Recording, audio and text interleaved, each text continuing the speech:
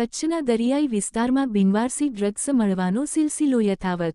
કચ્છના દરિયાઈ વિસ્તારમાં ફરી એકવાર બિનવારસી હાલતમાં ડ્રગ્સ પેકેટ મળી આવતા સુરક્ષા એજન્સીઓ સતર્ક બની છે।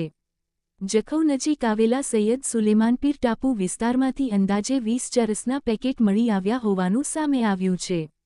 માહિતી અનુસાર સ્ટેટ આઈબી, એસઓજી અને મરીન પોલીસ દ્વારા સંયુક્ત પેટ્રોલિંગ દરમિયાન આ શંકાસ્પદ પેકેટો મળી આવ્યા હતા। સ્થળ પરથી મળેલા પેકેટોને કબજે લઈ વધુ તપાસ હાથ ધરવામાં આવી છે। પ્રાથમિક તપાસમાં પેકેટોમાં ચરસ હોવાની આશંકા વ્યક્ત કરવામાં આવી રહી છે। જો કે ડ્રગ્સનો જથ્થો ક્યાંથી દરિયાઈ માર્ગે આવ્યો અને તેની પાછળ કોણ સંકળાયેલું છે તે અંગે સુરક્ષા એજન્સીઓ દ્વારા ઊંડાણપૂર્વક તપાસ શરૂ કરવામાં આવી છે।